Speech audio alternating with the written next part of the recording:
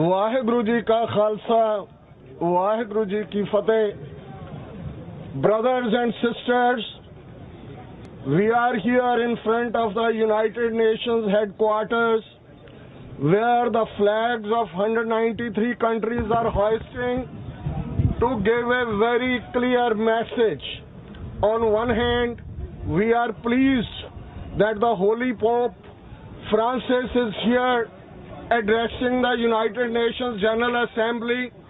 But what a irony that on one hand, Pope, the messenger of peace, is addressing this assembly, but at the same time, the killer, the butcher of the so-called Indian democracy, Prime Minister Modi, is also addressing United Nations Human Rights Economical Council meeting. It's very clear that after the Second World War, when the world knew about the atrocities of the Nazis, when the world knew that what the Jews, Gypsies and others went through, the world said, the very clear slogan was, never again, never again. But what is happening in India? Why the Western countries? Why United States of America State Department? Why United Nations General Assembly they are ignoring? This is the same Modi who was denied visa to United States for almost more than 10 years. See the report of United States Commission on International Religious Freedom. They said this man is responsible for killing thousands of Muslims in the state of Gujarat.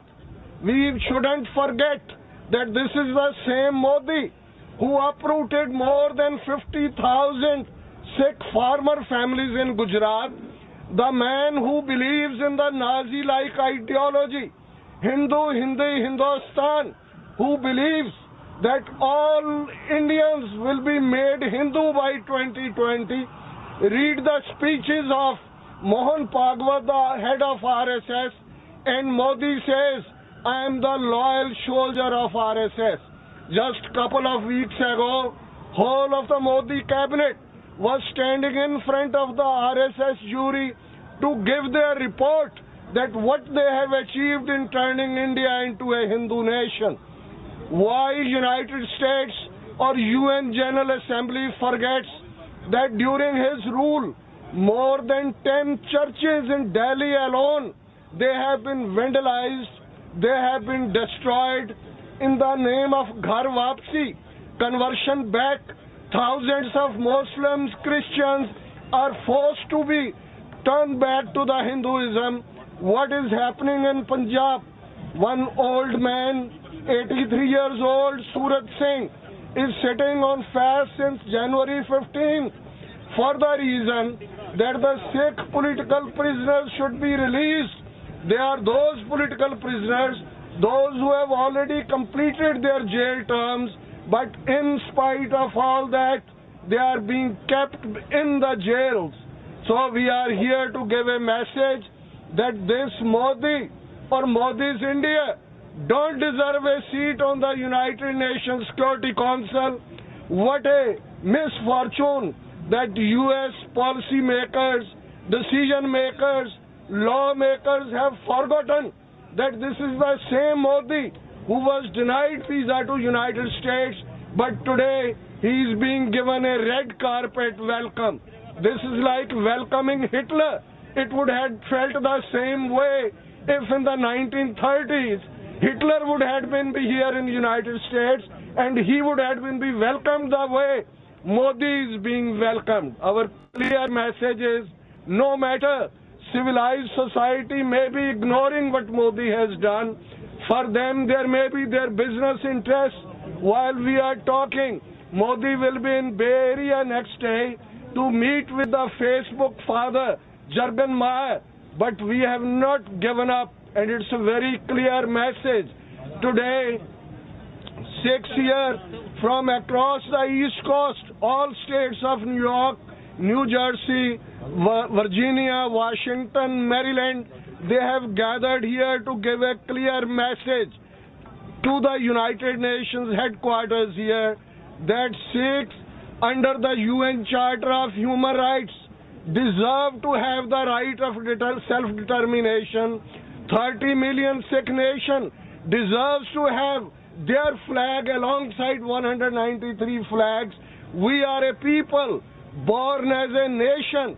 For the last more than 3 centuries, we have fought for the freedom of others. But here we are standing today to give a clear message that 30 million Sikh nation by 2020 will have its own referendum if United Nations doesn't allow a referendum in Punjab. Our leaders in Punjab, maybe Sardar Simranjit Singh Mann, Shromani Akali Dal, Amritsar, all other organizations, they are striving for our goal. And very clear message is here. We are representing the minorities in India. They may be Christians, they may be Muslims, they may be Dalits, they may be tribals, they may not be speaking, but we are here to utter our voice. And I'll give a clear message that let in a louder voice we may give the clear message to the media, to the policy makers, decision makers, opinion makers, that what Sikhs are up to. I'll raise few slogans. Please join me in that. India out of Palestine. India out of Palestine. India out of Palestine. Who is the butcher? Indian. Who is the butcher? Modi.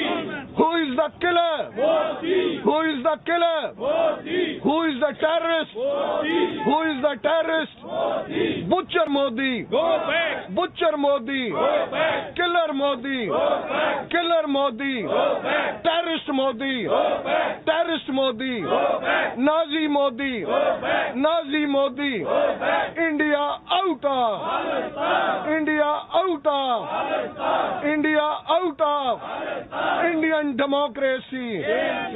Indian democracy. Indian thugocracy. Indian thugocracy. Indian casteocracy. Indian casteocracy. Indian casteocracy. Indian gundacracy. Indian gundacracy. Indian gundacracy. Indian gundacracy. India out of Palestine. India out of Palestine. India out of Palestine. Up, up Palestine. Up, up Palestine. Up, up Palestine. Shame, shame. India. Shame, shame. India. Shame, shame. India. Up, up Palestine. Up, up Palestine. Up, up Palestine. Shame, shame. India. Shame, shame. India. Shame, shame. India. Waheguru ji ਕਾ ਖਾਲਸਾ, ਵਾਹਿਗੁਰੂ ਜੀ ਕੀ ਫਤਿਹ।